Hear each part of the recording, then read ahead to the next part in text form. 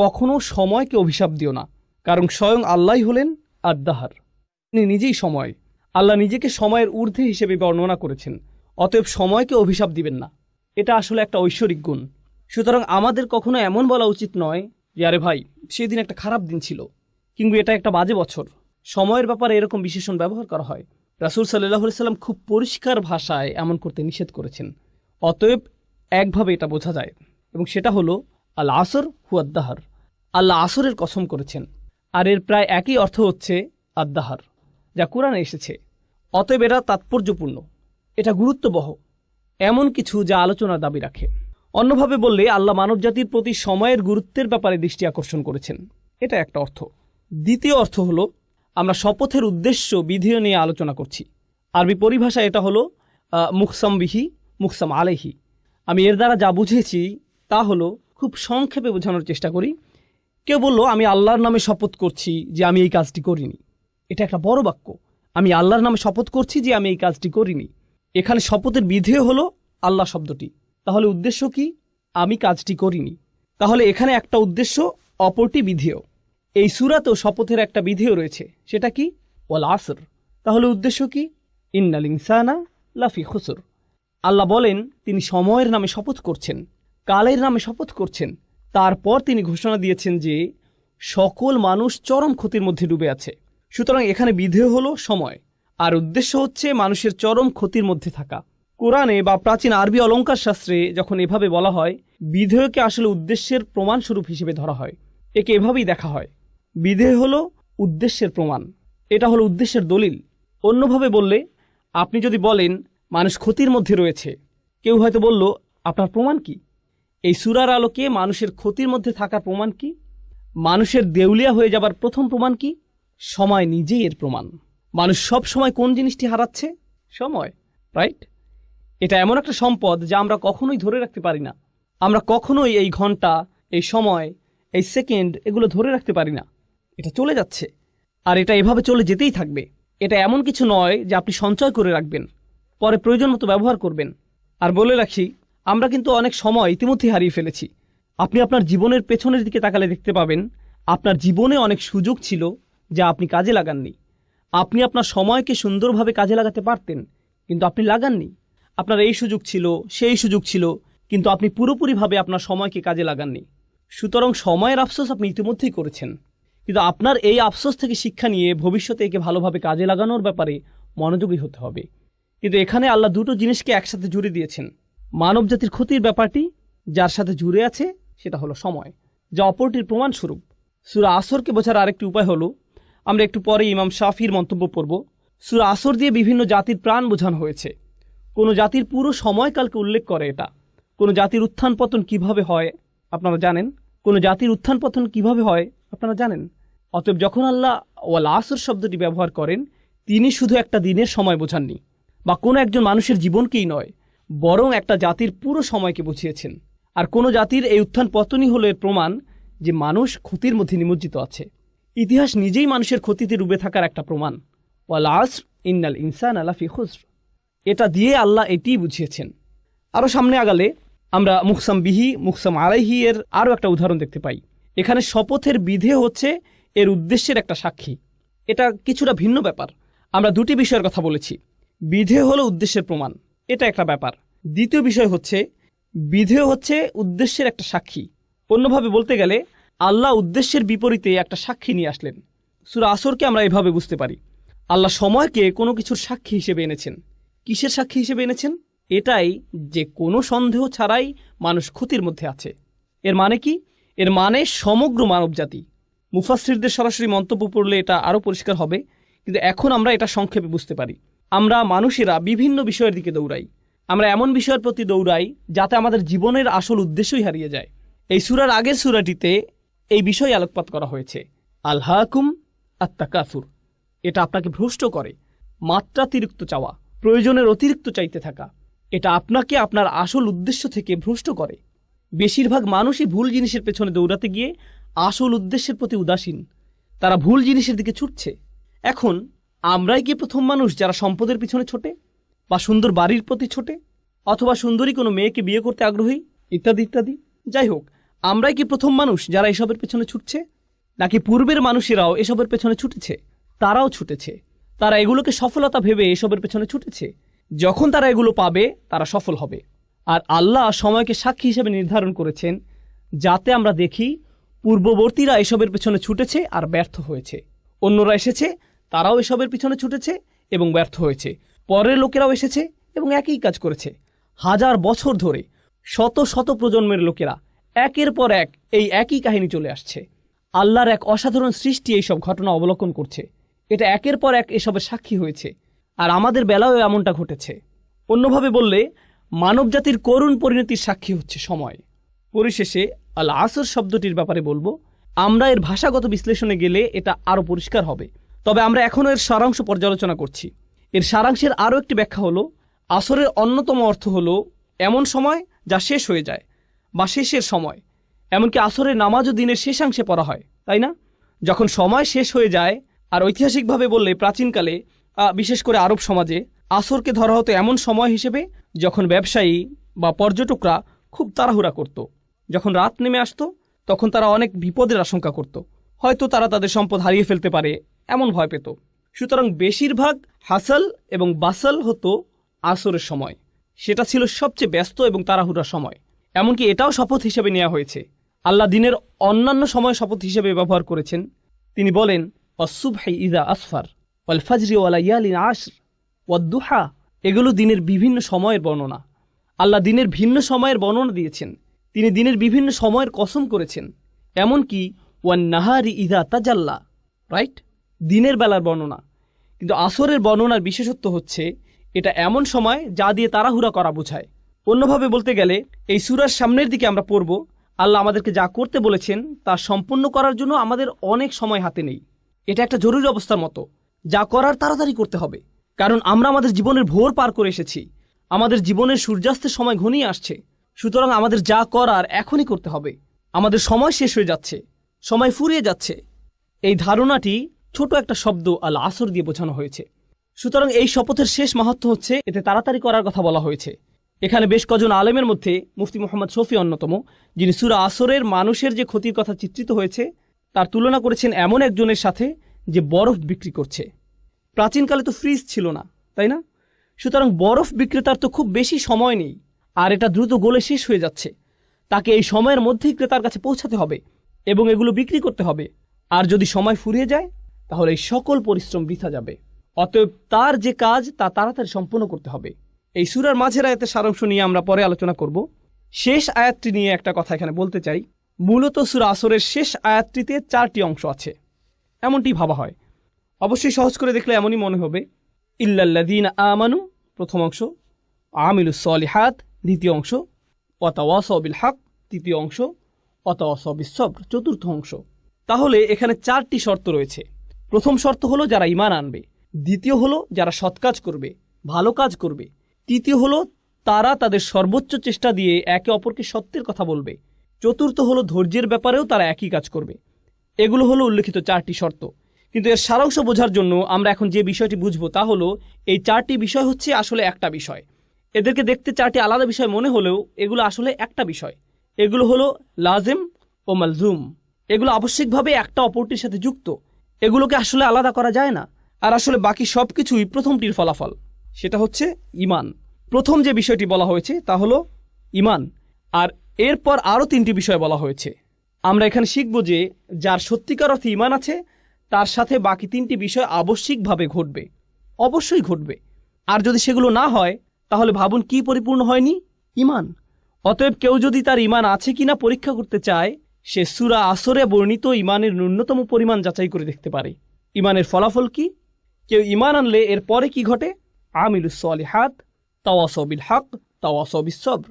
যদি এই বিষয়গুলো না ঘটে তাহলে নিশ্চয়ই ঈমানের কোথাও ঘাটতি আছে। আর বলে রাখি, এই সবগুলোই একটি অপরটির সাথে গভীরভাবে জড়িত। ধরা যাক আপনি যদি দ্বিতীয় পয়েন্টটি নেন, আমিলুস সলিহাত, তারা সৎ কাজ করে। এরপরে কি আছে? তারা সত্যকে উপভোগ করে। তারা ভালো কাজ শুধু নিজেদের মধ্যে রাখে না, প্রচলিত অর্থে এই ভালো কাজ অন্যদের মধ্যেও ছড়িয়ে দেয়, সত্যকে অন্যদের মধ্যে ছড়িয়ে দেয়। অন্যভাবে বললে, আপনি যদি সত্যিই ভালো কাজ করেন, এটা শুধু আপনার নিজের কাছে রাখা আপনার জন্য অসম্ভব হবে। এটা সম্ভব নয়। অবশ্যম্ভাবীভাবেই আপনি এটা অন্যদের কাছে ছড়িয়ে দেবেন। এটাই ভালো কাজের নমুনা। আর যখন আপনি অন্যদের মধ্যে ছড়িয়ে দেবেন, আপনি কিছু মানুষ পাবেন যারা আপনার এই কাজকে পছন্দ করবে, আবার কিছু মানুষ পাবেন যারা আপনার এই কাজকে ঘৃণা করবে। আর যখন আপনি এমন কিছু মানুষ পাবেন যারা আপনার কাজকে ঘৃণা করছে, আপনি আবশ্যিকভাবেই নিজের মধ্যে কি তৈরি করবেন? সবর। আপনার অবশ্যই এটা থাকতে হবে। এগুলো প্রত্যেকটি সম্পর্কযুক্ত বিষয়, এগুলো একটা অপরটির সাথে যুক্ত। আর সামনে এগুলো নিয়ে আমরা আরও যাচাই করবো ইনশাআল্লাহ তাআলা। এই জন্য এই সূরাটি ইমানের বিভিন্ন ফলাফলকে সবচেয়ে সুন্দরভাবে ফুটিয়ে তোলে, যা কোরআনে দু একবার এসেছে। কখনো আল্লাহ বলছেন আল্লাযীনা আমানু, আল্লাযীনা আমানু, শেষ, ব্যাস। কারণ বাকিটুকু কি? ইমানের ফলাফল। সুতরাং আপনি যদি ইমানকে ভালোভাবে বুঝতে পারেন, তাহলে বাকিটুকু এমনিই বুঝে যাবেন। কখনো আল্লাহ একটু বাড়িয়ে বলেছেন আল্লাযীনা আমানু ওয়া আমিলুস সলিহাত, দুটি বিষয় বলা হয়েছে। কিন্তু এই সূরায় তিনি দুটি বিষয় বলেননি, তিনি চারটি বিষয় বলেছেন। আর আপনি যদি লক্ষ্য করেন, এগুলোর মধ্যে শেষের দুইটি কি? তাওয়াসাউ বিল হক, তাওয়াসাউ বিস সবর। এগুলো হলো মূলত কাজের বর্ণনা, এগুলো কাজ। সুতরাং আমিলুস সলিহাত একটা কাজ, তাওয়াসাউ বিল হক, তাওয়াসাউ বিস সবর, এই দুটিও হলো আমল, আমালাইন, এই দুটিও কাজ। অন্যভাবে বললে আমরা এখানে জানতে পারলাম যে আল্লাহ দুটি কাজের প্রতি আলোকপাত করেছেন। আমি গতকালও এটা নিয়ে বলেছি, আল্লাহ এখানে এমন দুটি বিষয়ের প্রতি আলোকপাত করেছেন যা সাধারণত মানুষ এড়িয়ে যায়। যখন তারা ভালো কাজের চিন্তা করে, যখন তারা ভালো কাজ করতে চায়, এগুলো তারা সাধারণভাবে ভাবে না।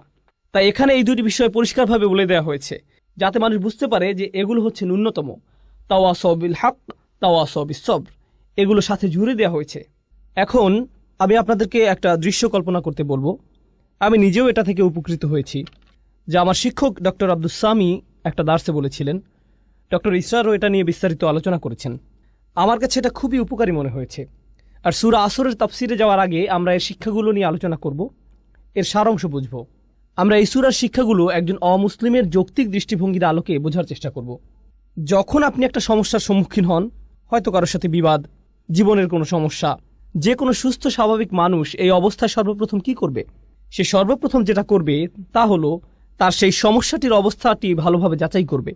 প্রথম কাজ হলো এর আসল অবস্থা বোঝা, এর সত্যিকারের কারণ খুঁজে বের করা। আপনি নিশ্চয়ই মানুষ কি বলে তা দিয়ে এটা যাচাই করবেন না, আপনি নিজেই ঘেঁটে দেখবেন। আর এটা যত বড় সমস্যা, আপনি তত ভালোভাবে এর সত্যতা যাচাই করবেন। আপনি নিজে এর প্রকৃত অবস্থা খুঁজে বের করবেন। এখানে মুসলিম হওয়ার সাথে কোনো সম্পর্ক নেই, বরং এখানে সততার প্রশ্ন। একজন সৎ মানুষ, একজন সৎ বিচারক অবশ্যই এটা করবেন। ধরুন আপনার পরিবারে কোনো বিষয় ঝগড়া লেগেছে, আপনার পরিবারের কিছু সদস্য কোনো বিষয়ে ঝগড়া করছে, আর তারা বিষয়টি আপনার সামনে উপস্থাপন করলো। অসৎভাবে আপনি কি করলেন? আপনি হয়তো আপনার একজন কাজিনকে পছন্দ করেন না, আপনি অন্যজনকে পছন্দ করেন।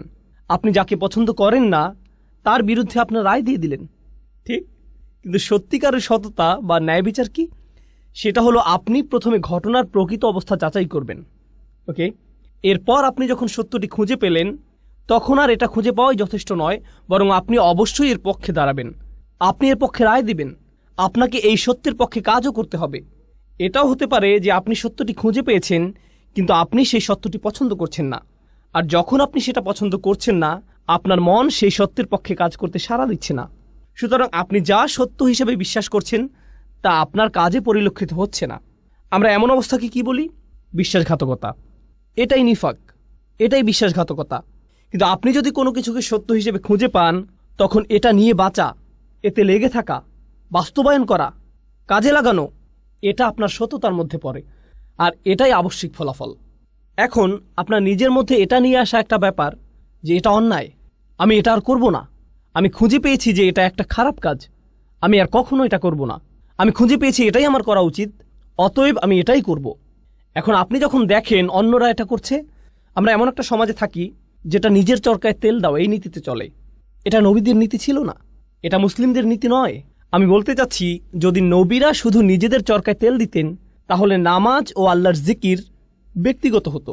সূরা মুজাম্মিলে আমরা দেখি নবী করিম সাল্লাল্লাহু আলাইহি সাল্লামকে বলা হচ্ছে, কুমিল লাইলা ইল্লা কলিলা নিসফাহু আও ইনকুস মিনহু কলিলা আও জিদ আলাইহি ওয়ারাত্তিল কুরআনা তারতিলা।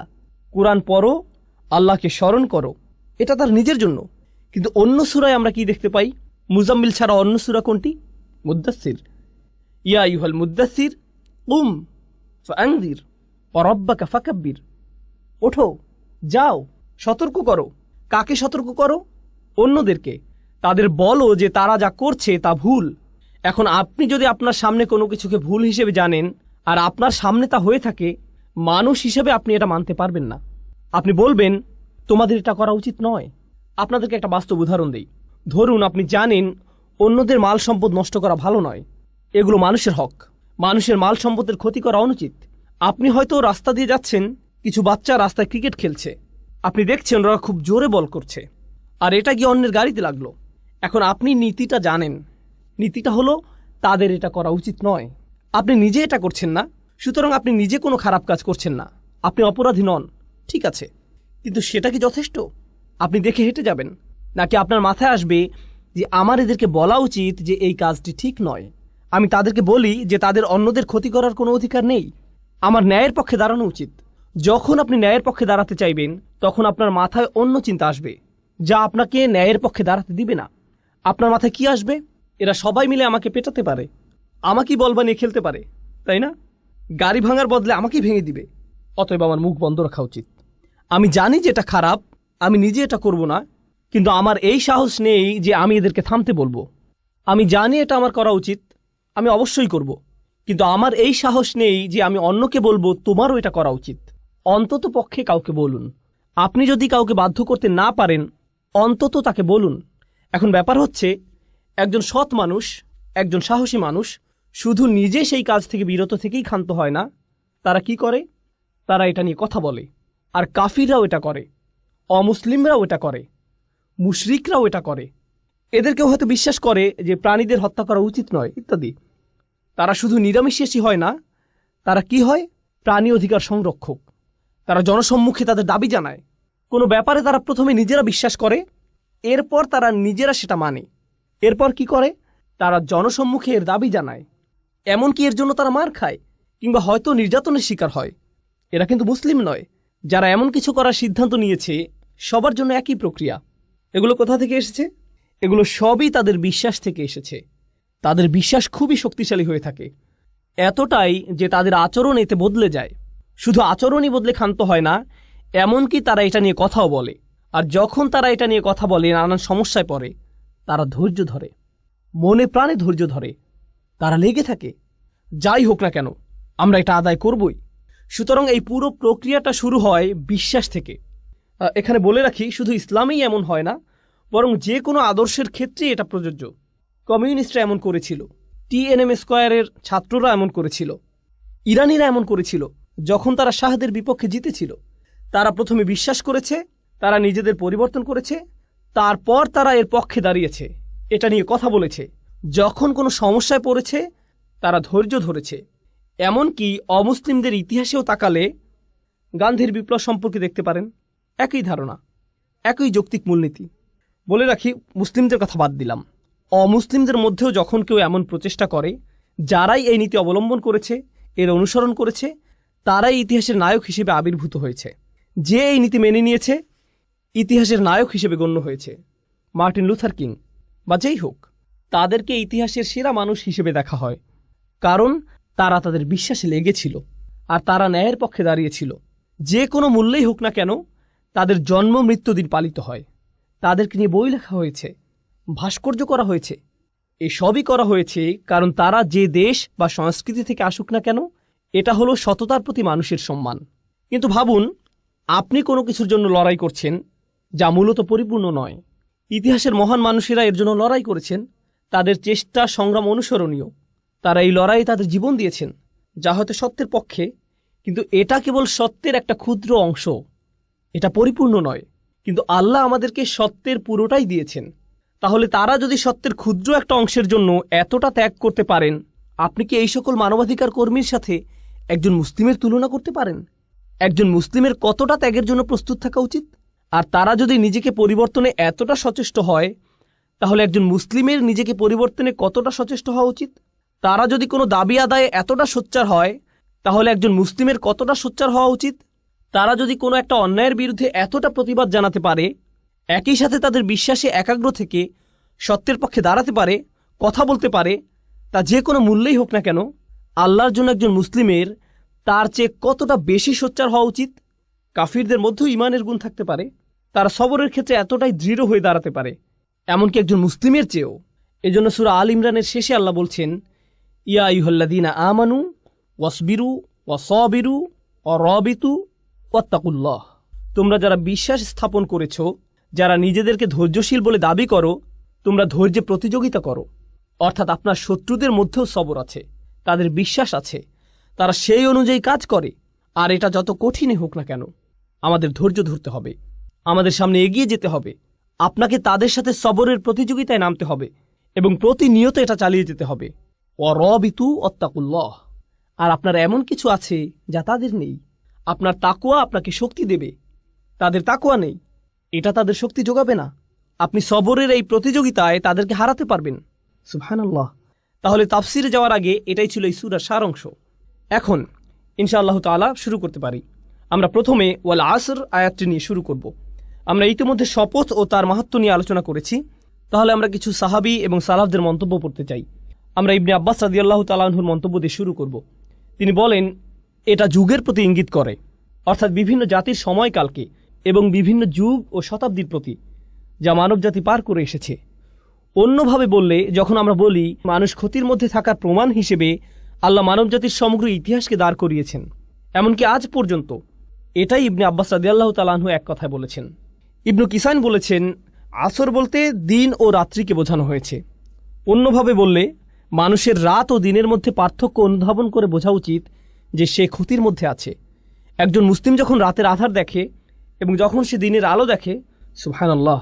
সুতরাং এটা বলা খুব সহজ যে দেখুন তারা কি বলছে, কিন্তু যখন তারা এটা বলছে, এর অর্থ আসলে কি? কুরআন পড়ে আমরা কি বুঝলাম, আর দিন বা রাতকে আমরা কিভাবে দেখি, আর কিভাবে আমরা সময়কে দেখি, এগুলো প্রবাহমান বিষয়। মাঝে মাঝে আমরা সালাফদের বিভিন্ন তাফসির দেখি, এক শব্দ বা দুই শব্দ, পুরো আয়াতের তাফসির মাত্র একটা শব্দ। কিন্তু আপনি যদি সেই শব্দটি নিয়ে চিন্তা করেন, আপনি বুঝতে পারবেন এই মানুষগুলো কতটা গভীর জ্ঞানের অধিকারী ছিলেন। তারা খুব অল্প কথায় অনেক কিছু বলে গিয়েছেন। এটা আমরা বললে অনেক কথার প্রয়োজন হয়, কিন্তু তারা খুব অল্প কথায় অনেক কিছু বলেছেন। তাদের ভাষা ছিল অলঙ্কারপূর্ণ। এরপর একইভাবে হাসান আল বসরি বলেছেন, এটা দিনের শেষাংশ থেকে সূর্যাস্ত পর্যন্ত সময়কে বোঝানো হয়েছে। এখানে আসরের শুরু থেকে সূর্যাস্ত পর্যন্ত সময়কালকে বোঝানো হয়েছে, যা আমি আপনাদেরকে আগেই বলেছি যে প্রাচীনকালে এই সময় অনেক ব্যস্ততা এবং তাড়াহুড়া থাকত। এটা দিয়ে একটা যুগের পরিসমাপ্তিও বোঝানো হয়। মানে হচ্ছে এক একটা দিন এক একটা যুগের মতো, অতএব একটা যুগের শেষ। এটা দিয়ে মূলত বোঝানো হয় যে মানুষের জীবন মূলত মৃত্যুর কিনারায়।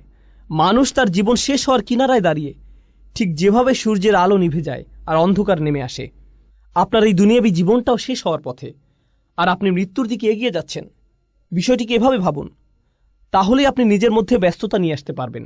কাতাদা রাদিয়াল্লাহু তাআলা আনহু বলেন, এটা হলো দিনের শেষ ভাগ। দুজনেই মন্তব্য করেছেন যে এটা হলো আসরের নামাজ। আসর সম্পর্কে তাদের অভিমত হলো এটা হচ্ছে সালাতুল আসর। আর এটা মূলত তাফসির করার একটা পদ্ধতির আলোকে বলা হয়। সেটা হলো, যখন আল্লাহ কোনো কিছু নিয়ে কসম করেন, তার অর্থ এটা অবশ্যই কোনো পবিত্র বিষয়। কসম করার কয়েকটি অর্থের মধ্যে এটা অন্যতম। এই পদ্ধতির আলোকে তারা বলেছেন, আসরের নামাজ হলো পবিত্র। কিভাবে এটা পবিত্র? আল্লাহ বলেন, হাফিজু আলাস সালাওয়াত ওয়াস সালাতিল উস্তা, তোমরা নামাজকে সংরক্ষণ করো, বিশেষ করে মাঝের নামাজকে। আর মাঝের নামাজ কোনটা? আসরের নামাজ। অতএব আল্লাহ এখানে আসরের নামাজের জন্য বিশেষভাবে একটা পয়েন্ট বলেছেন। আসরের নামাজের ব্যাপারে কেন তিনি বলেছেন? কারণ সেই সমাজের সাথে মিলিয়ে বলেছেন। সেই সমাজে কখন তারা সবচেয়ে বেশি ব্যস্ত থাকতো? আসরের সময়। তখনই মিটিং হতো, আসল কাজটা তখনই করা হতো। দোকানপাট তখনই সবচেয়ে ব্যস্ত থাকতো। যখন দোকানপাট সবচেয়ে বেশি ব্যস্ত থাকে, তখন সেটা বন্ধ করে নামাজে দাঁড়ানো সবচেয়ে কঠিন হয়, তাই না? যখন কোনো গুরুত্বপূর্ণ মিটিং হয়, ঠিক তখনই আসরের সময়, যাতে তাদের দুনিয়াবী কাজ তারা বাদ দিয়ে নামাজে দাঁড়াতে পারে। তাই আল্লাহ এখানে কসম করে বলছেন যে যদি তারা এটা না করতে পারে, তারা চরম ক্ষতির মধ্যে পড়ে যাবে। সুবহানাল্লাহ। তারপরে আইসারাত তাফসিরে আমরা দেখি, এখানে বলা হয়েছে আদ-দাহরু কুল্লুহু, আসর দিয়ে পুরো সময়কে বোঝানো হয়েছে। আর শাব্দিক বিশ্লেষণে আমরা দেখতে পাই এতে আছে আদ-দাহর ও আল আসর। সূরা ইনসানে আল্লাহ বলছেন, হাল আতা আলাল ইনসানি হিনুম মিনাদ-দাহর। এখানে দাহর শব্দটি ব্যবহৃত হয়েছে, আর এই সূরায় আসর শব্দটি ব্যবহৃত হয়েছে। অতএব আমরা এই দুইটি শব্দের মধ্যে পার্থক্য বুঝতে পারলাম। যাই হোক, আইসারাত তাফসিরে সময়কে বা সময়ের কিছু অংশকে বোঝানো হয়েছে। এখানে সময়ের অংশ বলার কারণে কিছু কিছু মুফাসসির বলছেন আসর বলতে এখানে নবীজি সাল্লাল্লাহু আলাইহি সাল্লামের জীবনকালকে বোঝানো হয়েছে। তারা একে এভাবে ব্যাখ্যা করেছেন, কারণ কোরআনের অন্যান্য জায়গায় আল্লাহ নবীজির জীবনের শপথ করেছেন লাউমরুকা, তিনি নবী সাল্লাল্লাহু আলাইহি সাল্লামের জীবনকালে শপথ করেছেন। তাই তারা এখান থেকে এই অর্থ নিয়েছেন যে যখন আল্লাহ বলেন ওয়াল আসর, তার অর্থ এটা দিয়ে নবীজি সাল্লাল্লাহু আলাইহি সাল্লামের জীবনকে বোঝানো হয়েছে।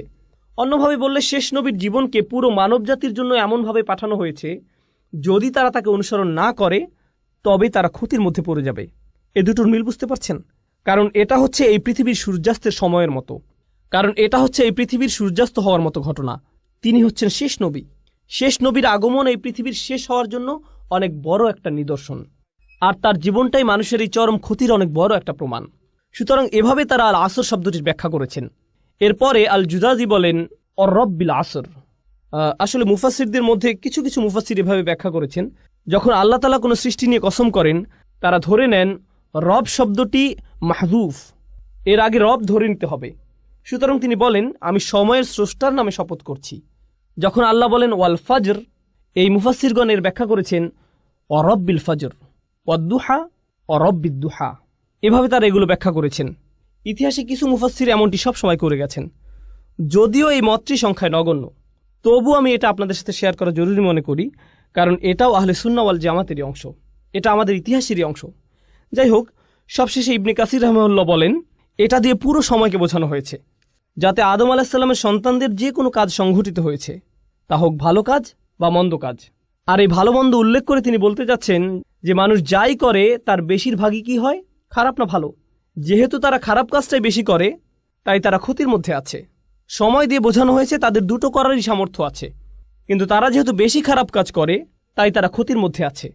এখন আমরা শুধু আসর শব্দটির শাব্দিক বিশ্লেষণ দেখব। আসর শব্দটি একটা ক্রিয়ামূল থেকে এসেছে, যার মূল শব্দ হলো আসরাহু আও ইতাসারাহু, দুটি ব্যবহৃত হয়েছে। ইফতিয়াল একই সাথে সুলাসি মুজাররাদও ব্যবহৃত হয়েছে, যার শাব্দিক অর্থ হলো তিনি চাপ দিয়েছেন, চিপে বের করেছেন, নিংড়ে নিয়েছেন। এমন কোনো কাপড়ের কথা ভাবুন যা পানিতে চুবানো ছিল, আপনি সেটাকে তুলে এমনভাবে নিংড়ে নিলেন যাতে সমস্ত পানি বের হয়ে আসলো। এভাবে এটা ব্যবহৃত হয়েছে। ফল দিয়ে ওটা বোঝা যেতে পারে, আপনি এমনভাবে ফল চাপ দিলেন যাতে এর সমস্ত রস বের হয়ে আসলো। আরবিতে রস বলা হয় আসিরকে, আর এর ক্রিয়ামূল হলো ইতাসারাহু। উদাহরণস্বরূপ ইতাসারাত তুফাহ, এর মানে হচ্ছে সে আপেলের রস বের করে ফেলল, কোনো কিছু নিংড়ে বের করা, এটা হচ্ছে প্রথম অর্থ। আসরা সাওবান, সে কাপড় থেকে পানি বের করে ফেলল। এরপর কোরআনে আমরা পাই অফিহি ইয়াসিরুন, এটা হলো মুদারে, এভাবেও কোরআনে এসেছে অফিহি ইয়াসিরুন, তারা এ থেকে জুস বের করে নিল। যেভাবে তারা আগের কালে আঙুর বা জলপাই জাতীয় ফল থেকে মদ বানাতো, এখানে সে চিপে বের করা বলতে এরকম বোঝানো হয়েছে, যেভাবে রস বের হয়ে আসে। একজন কবি বলেন আমাদের নেতাদের মধ্যে কেউ যদি আপনার মতো এভাবে চিপে বের করে দিত, মানে হচ্ছে এক গোত্রের একজন অন্য গোত্রের নেতার কাছে গিয়ে কিছু টাকা পয়সার আশা করত। সে টাকা পয়সা পাওয়ার আশায় তাকে গিয়ে বলতো আপনার এত টাকা আছে, আপনি যা খরচ করেন তা তো কেবলমাত্র কিছু বিন্দুকণা, এই ধনভাণ্ডারের পুরোটাই আপনার আছে। আমার আশা আমাদের নেতারাও আপনার মতো এভাবে টাকা খরচ করত, যদি আমরা তার কিছু বিন্দুকণা উপভোগ করতে পারতাম। আসলে সে তাকে প্রশংসা করত যাতে সে কিছু টাকা পেতে পারে। এটাই কাব্যের বৈশিষ্ট্য। এই কবিতাগুলো পড়ার সুবিধা হচ্ছে এ থেকে আপনি তৎকালীন আরবের ভাষার ব্যবহার সম্পর্কে ধারণা পাবেন। এতে আমরা বুঝতে পারবো আল্লাহ তৎকালীন আরবের মানুষের সাথে কি ভাষায় কথা বলেছেন, কারণ এটাই তাদের ভাষা, এই ভাষাতেই তারা কথা বলে। এরপরে আমরা দেখি আসরাত শব্দের ব্যবহার। প্রাচীন আরবের একটা চমৎকার শব্দ। এটা এমন নারীকে বোঝাতে ব্যবহৃত হয়েছে যে তার পূর্ণ যৌবনে পা দিয়েছে, কেউ তার যৌবনের শেষ অবস্থায় পড়েছে, তখনই আসরাত স্ত্রীবাচক শব্দ ব্যবহৃত হয়েছে। অথবা এমন মেয়ের ক্ষেত্রে যে প্রাপ্তবয়স্ক হয়েছে, তখনও আসরাত শব্দের ব্যবহার হয়েছে। এখানে আমরা পাই মেঘেরা এমন অবস্থায় পৌঁছেছে যাতে বাতাস এসে তাদের নিংড়ে দিয়ে যায়। এটা একটা ছবির মতো ভাষা। মেঘগুলো কাপড়ের সাথে তুলনা করা হয়েছে, যা এমনভাবে চিপড়ানো হয় যাতে বৃষ্টি ঝরে পড়ে। কুরআনেও আমরা এই শব্দের ব্যবহার দেখতে পাই। ও আনজালনা মিনাল মুসিরাতি, একই শব্দ। ও আনজালনা মিনাল মুসিরাতি মা আন সাজ্জাজা, একই মূল শব্দ ব্যবহৃত হয়েছে। আমরা মেঘমালা সৃষ্টি করেছি যা নিংড়ে বের করা হয়, অর্থাৎ বাতাসে এরা একে অপরের সাথে ধাক্কা খায়, এভাবে এগুলো চাপ খায় এবং বৃষ্টি পড়ে। এই আয়াতে এরকম চিত্র আমরা দেখতে পাই। আমি আপনাদের আগেও বলেছি, আমি এখন বলছি এটা কোথা থেকে এসেছে। শরহে শাফিতে শিহাব লিখেছেন আসর হচ্ছে এমন একটা সময়কাল যখন কেউ মারা যায়, অথবা এমন সময়কাল যা ইতিহাসে দেখা যায় যখন কোনো জাতি বিলুপ্ত হয়, যখন কোনো জাতি ধ্বংস হয়। এটা আমি আপনাদেরকে শুরুতে বলেছিলাম। এমন সময় যখন তাড়াহুড়া করা হয়, কিংবা এমন সময় যাতে মানব জাতির করুণ পরিণতি ঘটে। আসরের সাথে এই দুটি অর্থই সম্পৃক্ত। পরিশেষে আমরা আরও কিছু দেখি, যেমন মা ফাআলতুহু আসরান। এটা বলতে বোঝানো হয় আমার কাজটি যখন করা উচিত ছিল আমি তখন করিনি। সুতরাং আসর হচ্ছে এমন সময় যাতে আপনার কোনো কিছু করা উচিত। সূরা আসরে এটা যেভাবে প্রয়োগ করা হয়েছে সেটা আমরা এভাবে বুঝতে পারি, ওয়াল আসর ইন্নাল ইনসানা লাফি খুসর। মানুষ নিঃসন্দেহে ক্ষতির মধ্যে আছে, আর এর পরিবর্তনের সময়টি হচ্ছে এখন, এই মুহূর্তে এটা পরিবর্তন করা উচিত। আসর শব্দের এটা একটা মাহাত্ম্য। একইভাবে এমন সময় এসেছে যখন তার আসার কথা নয়, যখন তার আসার কথা নয়, এমন সময় যখন তার আসার কথা নয়। এগুলো হচ্ছে শুধুমাত্র আসর শব্দের অর্থ। আমাদেরকে সময়ের প্রতি গুরুত্ব দেওয়ার কথা বলা হয়েছে, যা প্রতি মুহূর্তে আমাদের কাছ থেকে হারিয়ে যাচ্ছে। মুফাসসিরদের বিভিন্ন মন্তব্যের সূক্ষ্ম ব্যবহার বা ব্যাকরণগত পর্যালোচনা আমাদের কাছে কিছুটা কঠিন লাগতে পারে, কিন্তু আসুন আমরা ভেবে দেখি এটা কিভাবে আমাদের কাজে লাগতে পারে। আমাদের দিনে 24 ঘন্টা সময় আছে। এর মধ্যে কয় ঘন্টা আমরা ঘুমিয়ে কাটাই, কয় ঘন্টা আমরা কাজ করি, কয় ঘন্টা আমরা দুনিয়ায় সঞ্চয়ের কাজে ব্যবহার করি, হয়তো দুনিয়ার বিল পরিশোধ করার কাজে, কিন্তু কয় ঘন্টা আমরা আখিরাতের বিল পরিশোধ করার কাজে ব্যবহার করি, কয় ঘন্টা আমরা আল্লাহর হিসাব নিকাশের সামনে দাঁড়ানোর জন্য নিজেদের প্রস্তুত করি। এখানে বাৎসরিক একটা হিসেব আপনাকে দিতে হবে, কিন্তু আসল হিসাব সামনে আসছে, যেখানে আমাদের প্রত্যেকটি কাজের হিসাব আমাদের দিতে হবে। আমি এটা সবসময় বলে থাকি, এই সূরায় আসর শব্দটির ব্যবহারের তাৎপর্য হলো এখানে একটা দিনের অংশ বোঝানো হয়েছে। আল্লাহ আমাদেরকে আমাদের পুরো জীবনকে তুলে ধরেছেন, যদিও এটা কেবলমাত্র একটা দিন, মাত্র একদিন। আপনি যদি একদিনের জন্য আপনার জীবনকে পরিবর্তন করতে পারেন, তাহলে আপনি আপনার জীবনকেই পরিবর্তন করলেন। কারণ অনেকেই জানেন, অনেকে এখানে ফুল টাইম চাকরি করেন, অনেকে ফুল টাইম ছাত্র, অনেকে সবসময় বাসায় থাকেন। এই দিনগুলো প্রায় একই রকম হয়ে থাকে, একই কাজ, একই রুটিন, একই কাজ বারবার করতে হয়। তাহলে আপনি যদি আপনার দিনের একটা অংশকে পরিবর্তন করতে পারেন, আপনি আসলে আপনার জীবনের একটা অংশকে পরিবর্তন করলেন। আপনি আপনার জীবনের অংশই পরিবর্তন করলেন, আর এই পরিবর্তন করার সময়টা চলে যাচ্ছে। আমি আপনাদের একটা পরামর্শ দেব, এটা তাফসির নয়, বরং আমার নিজের পরামর্শ। তা হলো, রমজানে আমরা আমাদের পরিবর্তন করি, আমরা ঈদের সময় বিভিন্ন পরিবর্তন আনি, আমরা বিশেষ কোনো অনুষ্ঠানে আমরা আমাদের নিত্যকার রুটিনের পরিবর্তন আনি, হয়তো পরিবারের কোনো সদস্যদের মৃত্যুতে, হয়তো সন্তান জন্মের উপলক্ষে, ইত্যাদি কারণে আমরা এই পরিবর্তনগুলো আনি। এরপরে আমরা আবার আমাদের রুটিনে ফিরে যাই, কারণ আমাদের কোনো তাড়াহুড়া কাজ করে না। আপনি দেখবেন, আপনি কখনো বলবেন না, আমি আগে ঠিক 9টায় কাজে যেতাম, আমি এভাবে কিছুদিন গিয়েছি, কিন্তু এখন আমি কিছুটা অলস হয়ে পড়েছি, এখন আমি 10টায় বা 11টায় যাই। আপনি এমন বলবেন না, কারণ আপনি জানেন যে আপনি তাহলে বরখাস্ত হবেন। আপনি জানেন যে আপনাকে সেখানে সময় মতো থাকতেই হবে। আসলে আপনি নিজেকে এমনভাবে তৈরি করেছেন যেখানে আপনাকে সময় মতো থাকতেই হবে। আপনার প্রতিদিন সেখানে সময় মতো উপস্থিত হওয়া ছাড়া কোনো উপায় নেই, এছাড়া আপনার কোনো পথ নেই। এভাবে ভাবার কারণে আপনার ধারাবাহিকতা ধরে রাখা সহজ হয়েছে। এখন আর এটা তেমন কোনো কঠিন বিষয় নয়, আপনাকে এটা করতেই হবে। এই নিয়ে দুইবার ভাবার প্রয়োজনও নেই। কেউ আপনাকে হয়তো বলল, ভাই তুমি এটা কিভাবে পারো? আমাকে এটা করতেই হবে। কিভাবে পারি জানি না, আমাকে শুধু এটা এভাবেই করতে হয়। আমরা যদি সত্যিকার অর্থে বিশ্বাস করি, যেভাবে আমরা বিশ্বাস করি যে আমরা যদি সময় মতো উপস্থিত হতে না পারি তাহলে আমরা চাকরি হারাবো, আমরা যদি সত্যি সত্যি বিশ্বাস করি আমরা একটা ক্ষতির দিকে এগিয়ে যাচ্ছি, আর এখানে এমন কিছু আচরণ আছে যা আমাদের মধ্যে আনতে হবে, যেমন নামাজে নিয়মিত হওয়া, উদাহরণস্বরূপ খারাপ কাজ থেকে বিরত থাকা। যদি আমরা সত্যিই বিশ্বাস করি যে আমাদের আচরণের পরিবর্তন না হয় তাহলে আমরা ক্ষতির মধ্যে পড়ে যাব, যেভাবে আমরা চাকরি হারাই। আপনি দেখবেন, কোনো ইমিগ্রেশন অ্যাপয়েন্টমেন্টের জন্য মানুষ দেরি করে না, সেখানে মানুষ 2 ঘন্টা আগে গিয়ে বসে থাকে। তারা হয়তো আগের রাত থেকে প্রস্তুতি নিয়ে বসে থাকে, কারণ হয়তো সেখানে ভোরে 6টায় যেতে হবে, তাই হয়তো সে রাতে ঘুমাবেও না, সে আগে আগে যাবে, কারণ সে নিজেকে জানে সে যদি দেরি করে তাহলে সে ক্ষতির মধ্যে পড়ে যাবে। আমরা যদি সত্যিকার অর্থে বিশ্বাস করি যে এমন আচরণ আমাদেরকে ক্ষতির মধ্যে নিয়ে যাবে, তাহলে একটা দিন পরিবর্তন করা আসলে পুরো জীবনকে পরিবর্তন করাই খুব সহজ হয়ে যায়। কিন্তু কখন এটা সহজ হয়? যখন সেখানে বিশ্বাস থাকে। এজন্যই যখন আল্লাহ খুসর নিয়ে বলছেন, সর্বপ্রথম কোন ব্যতিক্রম নিয়ে তিনি বলছেন? কারা? যারা বিশ্বাস করে। এটা কিন্তু সাধারণভাবে বলা নয়, আচ্ছা যারা বিশ্বাস করলো তারা বেঁচে গেল, না। আমরা এখানে এমন সাধারণ বিশ্বাসের কথা বলছি না, এটা হচ্ছে সত্যিকার গভীর আস্থা। আমি যা করছি তা সরাসরি আমার সফলতার সাথে যুক্ত, সরাসরি আমার ব্যর্থতার সাথে যুক্ত। তার চেয়ে ভালো আমি আমাকে পরিবর্তন করি, তার চেয়ে ভালো আমি তাই করি যা আমার করা উচিত, এটা শুধুমাত্র আসর শব্দে এমন বোধ আসা উচিত। এটা যেভাবে চিপে বের করে দেয়, নিঃশেষ করে দেয়, আর আমার এত সময় নেই। এখানে যারা ছাত্র আছেন, আপনারা হয়তো কোনো অ্যাসাইনমেন্ট আছে আর আপনি সেটা ভুলে গিয়েছেন, আর সময় চলে যাচ্ছে। একজন ছাত্রের মধ্যে তখন যে ধরনের তাড়াহুড়া দেখা যায়, ফাইনাল পরীক্ষার আগে যে ধরনের ব্যস্ততা দেখা যায়, ট্যাক্সের সময় একজন অ্যাকাউন্টেন্টের মধ্যে যে ধরনের ব্যস্ততা দেখা যায়, যে ব্যস্ততা আপনি দেখবেন, উদাহরণস্বরূপ আপনি যদি কাজে দেরি করেন, আপনি বাসায় যে ধরনের আচরণ করবেন, আপনার আচরণ পুরো পাল্টে যাবে। আপনি কোনোভাবেই দেরি করতে চাইবেন না। আপনি সবার সাথে এমন আচরণ করবেন যেন কাউকে আপনি পাত্তা দেন না। আপনি সকালের খাবার কিছুরই তোয়াক্কা করছেন না, আপনি চলে যান, কারণ আপনার ব্যস্ততা আছে। আপনি জানেন যে আপনি যদি না যান তাহলে আপনি সমস্যায় পড়বেন। আপনি পুরোপুরি জানেন আমাদেরকে এই আস্থা নিজের দিনের ব্যাপারেও আনতে হবে। আপনার বস যদি আপনাকে বলে, আমি কসম করে বলছি তোমার সমস্যা হবে, যদি আপনার বস এটা বলে, সে যদি বলে আমি কসম করছি, সে হয়তো অফিসে আসলো, সে আপনাকে নির্দিষ্ট করে বলল না, সে বলল প্রত্যেক কর্মচারীর বিশাল ক্ষতি হবে, আমি কসম করছি তোমাদের প্রত্যেকেরই ক্ষতি হবে, এবার অনেক বড় লোকসান হবে। আপনি কি মনে করেন সে যখন চলে যাবে আপনাদের মধ্যে কি কেউ বলবে হ্যাঁ আমার কিছু হবে না, আমি ঠিক আছি? না, সে নির্দিষ্ট করে কিছু বলেনি। সে বলেনি কিছু কর্মচারীর ক্ষতি হবে, সে বলেনি ওই যে তার ক্ষতি হবে।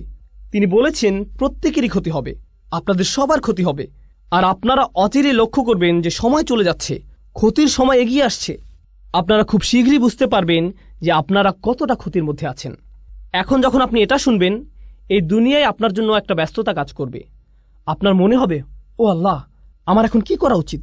তিনি কি করতে চান? তিনি কেন রেগে আছেন? এমন কিছু কি আছে যা আমরা করছি না? এখন চিন্তা করুন, যখন আপনার একটা চাকরি থাকে, বলে রাখি আমি আপনাদের এই উদাহরণগুলো দিচ্ছি যাতে আপনারা এই সূরাটি আরও ভালোভাবে বুঝতে পারেন ইনশাআল্লাহ। মুসলিমের জীবনে এটা একটা গুরুত্ববহ সূরা।